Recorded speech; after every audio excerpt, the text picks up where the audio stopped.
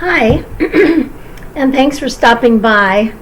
This is my second video that I've titled Home Alone, and this one's going to be day N+2, and is the unknown number about how many days we've been in isolation, because I've lost track. And I hope that this video hits home to all of you, especially those of you Millennials and GenXers and those younger people who have family members and friends and aunts and uncles and grandmas and grandpas who are home alone right now,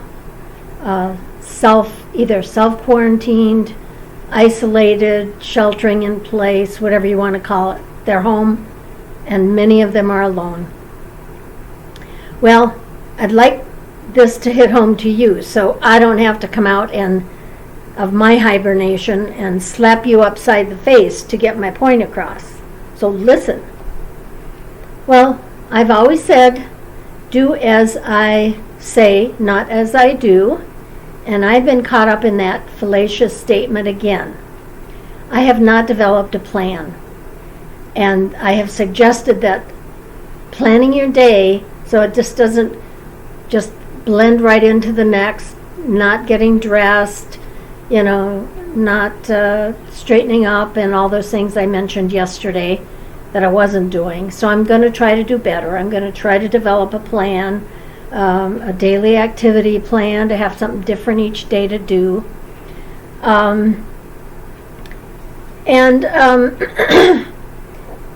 Being stuck at home or social distancing or self-quarantined or shelter at home or stay at home or whatever, they're just all different words describing the same experience of being home alone.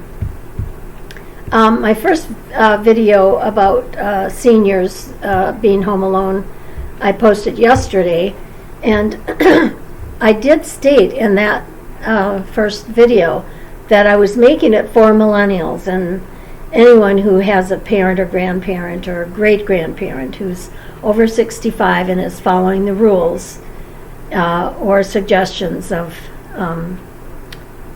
staying home, because we are in that high-risk category of dying from COVID-19. We're old, and we have even a higher risk, up to 20%, if we're old and we have underlying medical conditions. Excuse me, like that, little asthma kicking in. Well, this video is going to address the concern that we might get depressed. Yeah, we're depressed. And being alone 24/7, day after day, with no face-to-face time with our friends and family, or not even with the mailman. And if we're lucky, we can FaceTime with our families and email, talk to them on the phone, but that's not the same thing as being face-to-face. And we are not used to we older people aren't used to being caught up in social media. Nor does it satisfy that basic human interaction need that we have. Well, I live on a 17-floor senior apartment building with around 200 residents. And they're used to playing bingo and loitering in the lobby for hours on end, all lined up in their wheelchairs and walkers, perhaps with the pretense of waiting for the mail delivery.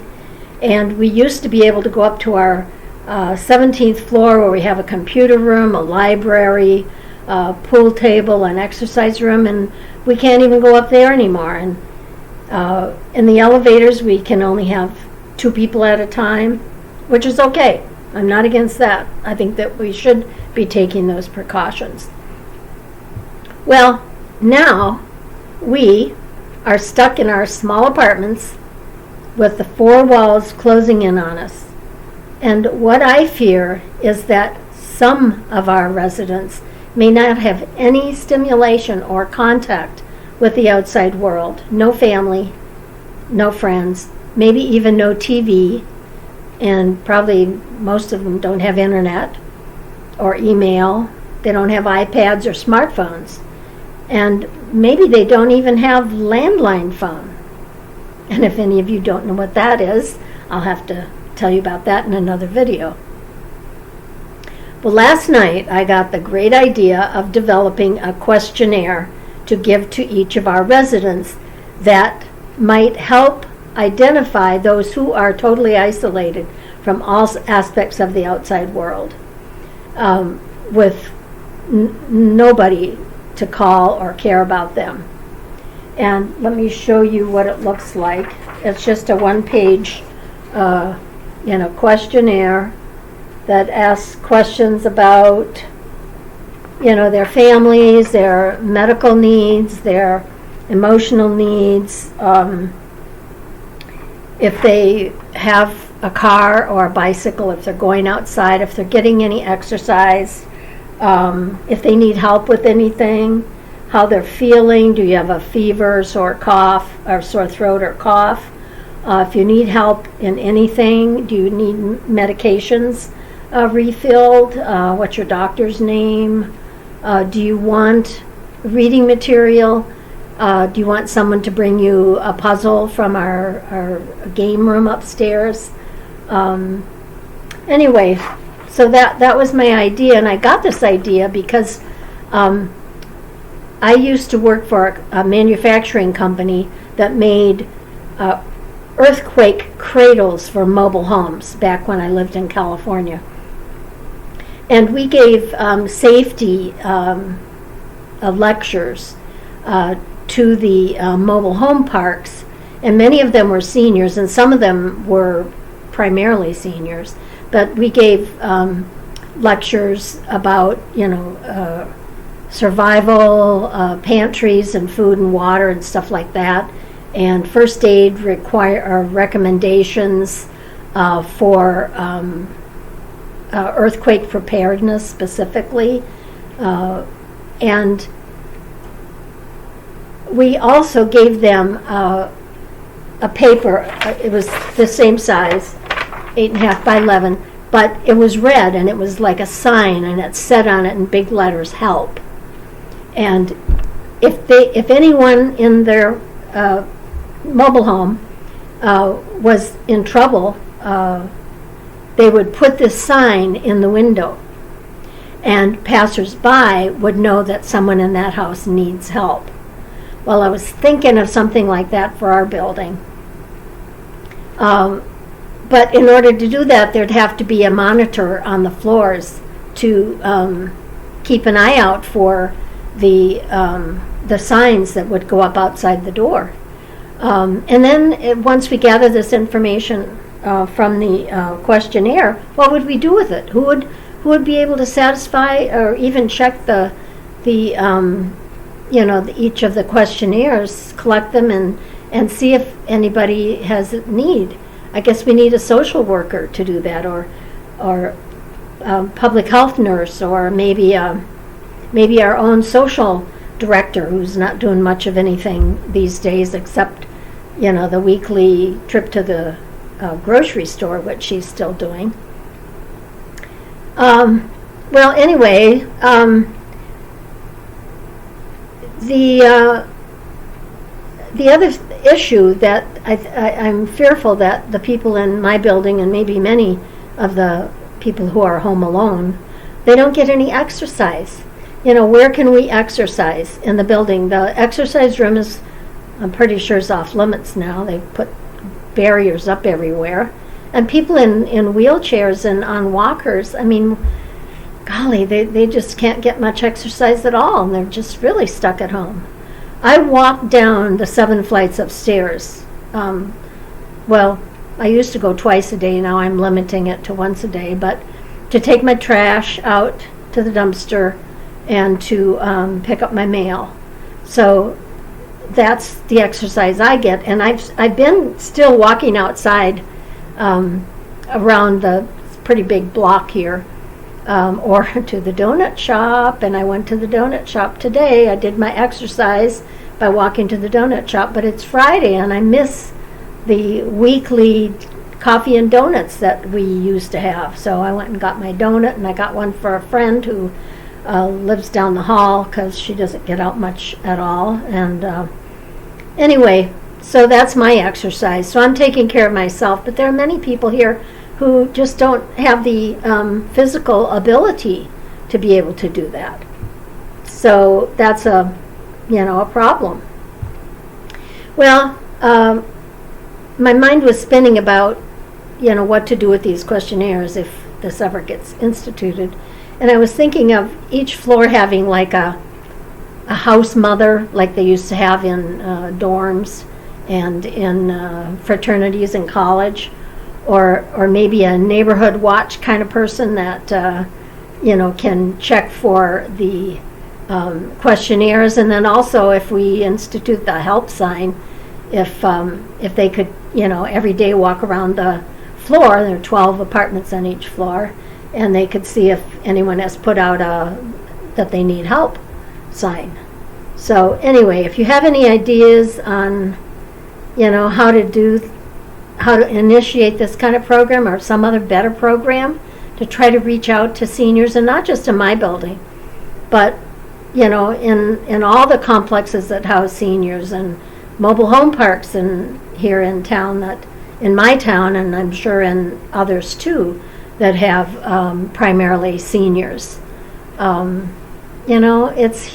It's our basic kind and caring and loving hearts that really needs to reach out now and take care of others who are less fortunate or are older and in that age group that is high risk. Well, last Christmas I made little bracelets. I crocheted little glittery bracelets, and I gave each one of the ladies who came to our holiday sing-along event that we had down in the dining room. And one lady told me that bracelet was the only Christmas gift that she received. She put her arms out. She was in a wheelchair. She put her arms out and hugged me, and I tell you, that just broke my heart to think that she had nobody in her life that loved her, that cared enough to get her a Christmas gift or any kind of a holiday, cake or fruit cake or, Christmas tree ornament or poinsettia plant.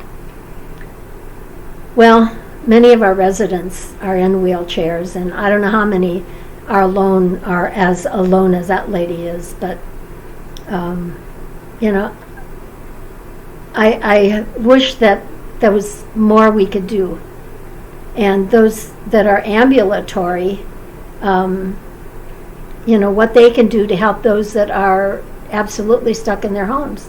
But then we have the whole aspect of the contagion of the disease, and that's why they're doing all this. So it just seems like a stalemate. And boy, if you have any ideas, at least each one of you who are watching this video can call your grandma and call your mom and your older aunts and uncles or even friends or neighbors, and just let them know you're thinking about them. I know it'll brighten their day. Well, it would be nice if we could establish some kind of adopt a grandma program. Maybe kids in schools that are now at home, trying to do their studies, and I don't know who could organize such a thing. And I guess most of it would have to depend on people who have computers and email and Facebook and FaceTiming and Skype and things like that. And old people just don't, not very many of them have the social media that fortunately I have available. Well, I've been told that as soon as one person in our building gets sick, that the men in the hazmat suits will come and lock our doors. And now that's a morbid thought. And I've been warned in my lifetime that men in white jackets might be coming to my door. But I never thought that they would be coming and donned in hazmat suits, but as soon as that happens, then we will not be able to go outside at all. So I guess it could be worse. And, that's just a terrible thought. Well, I am hyperactive. I admit that.